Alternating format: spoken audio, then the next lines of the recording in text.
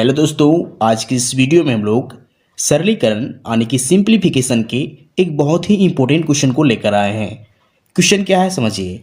देखिए 6/2 यहाँ ब्रैकेट है, स्मॉल ब्रैकेट, और इसके अंदर है 1+2। इसे फिर ब्रैकेट से बंद किया गया है।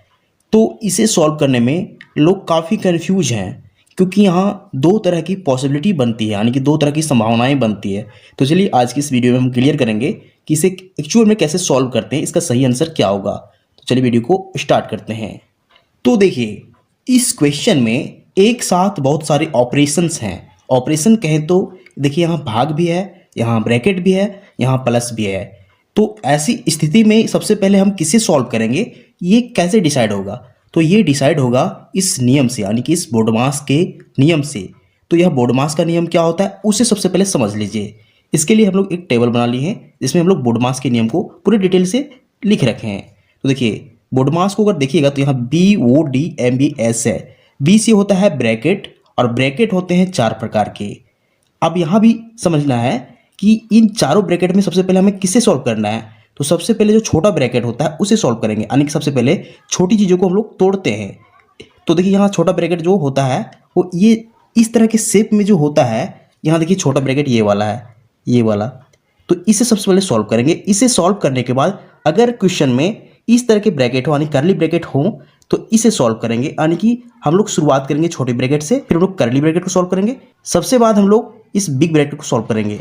चूंकि इस क्वेश्चन में यहाँ एक ही ब्रैकेट है, यानी कि स्मॉल ब्रैकेट है, तो सबसे पहले इस क्वेश्चन में हमें इस स्मॉल ब्रैकेट को सॉल्व करना है। अब यहाँ B4 ब्रैकेट हम लोग समझ चुके हैं। अब इस वो का मतलब समझिए। ऑ का मतलब होता है ऑफ। ऑफ का यहाँ कोई क्वेश्चन में कुछ तरह का नहीं दिया हुआ है, इसलिए इसे स्किप कीजिए। अब वो के बाद होता है डी मतलब डिवीजन। अगर डिवीजन है तो सबसे पहले इस डिवीजन को सॉल्व करेंगे। डी के बाद एम फॉर मल्टीप्लिकेशन यानी कि गुना को सॉल्व करेंगे। ए फॉर एडिशन यानी कि जोड़ को सॉल्व करेंगे। एस फॉर सब्ट्रैक्शन यानी कि घटाव को सॉल्व करेंगे। ये एक तरह का क्रम है, यानी कि ऑर्डर है। हमें अगर क्वेश्चन में ये इतने सारे ऑपरेशन दिए गए हों तो हम इसे इस ऑर्डर में सॉल्व करेंगे, यानी B4 ब्रैकेट सबसे पहले सॉल्व करेंगे। इसके बाद हम लोग वो से ऑफ को सॉल्व करेंगे। फिर इसके बाद हम डिवीजन को सॉल्व करेंगे, यानी भाग को सॉल्व करेंगे। भाग के बाद हम लोग इस गुना को सॉल्व करेंगे। गुना के बाद हम लोग जोड़ के बाद हम लोग घटाव को सॉल्व करेंगे। तो इस क्वेश्चन में कौन कौन सा ऑपरेशन है सबसे पहले उसे पहचानिए। तो देखिए 6 के बाद यहाँ देखिए भाग है। अब यहाँ 2 है, 2 के बाद यहाँ देखिए ब्रैकेट है, ब्रैकेट के अंदर प्लस है। तो डिसाइड करना है सबसे पहले क्या सॉल्व करना है। तो हम लोग यहाँ देख चुके हैं ब्रैकेट को सॉल्व करते हैं। तो चलिए हम लोग ब्रैकेट को सबसे पहले सॉल्व करते हैं। लिखिए 6/2। अब यहाँ देखिए ब्रैकेट के अंदर क्या है, 1+2, यानी कि इसे जोड़ना है। तो 1 और 2 जोड़ेंगे तो हमें 3 मिलेगा। तो इस स्मॉल ब्रैकेट के अंदर हम लोग 3 लिख देंगे। अब यहाँ ब्रैकेट का काम कि इसके अंदर का ये जो फंक्शन है, यानी कि ऑपरेशन है, वो सॉल्व हो चुके हैं। अब यहाँ लोगों को काफ़ी कन्फ्यूजन हो रहा है। लोग क्या कर रहे हैं, देखिए यहाँ 6 कर रहे हैं, 6/2 है। यहाँ हमें देखिए इस ब्रैकेट के पहले अगर यहाँ कुछ नहीं होता है तो यहाँ गुना होता है। तो यहाँ ब्रैकेट को हटा देंगे हम और यहाँ सिर्फ 3 लिख देंगे। अब यहाँ समझिए, देखिए लोग क्या कर रहे हैं, सबसे पहले इसे गुना कर दे रहे हैं, 2 गुना 3 कर दे रहे हैं, जो कि गलत है। हमें सबसे पहले अगर इस तरह की कंडीशन हो, भाग और गुना दोनों एक साथ करने हो, तो बोडमास के नियम के अनुसार सबसे पहले हम लोग इस भाग को करेंगे, यानी कि पहले डिवीजन को सॉल्व करेंगे।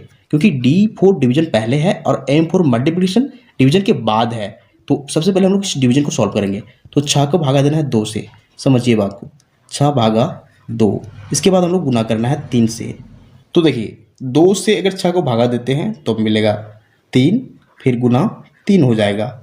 अब यहाँ इन दोनों को हम लोग गुना कर देंगे, क्योंकि यहाँ कुछ बचा ही नहीं है, सिर्फ 3 गुना 3 बचा हुआ है। तो सिंपली इसे 3 गुना 3 यानी कि 9 आ जाएगा इसका आंसर। ये इसका सही और एग्जैक्ट आंसर है।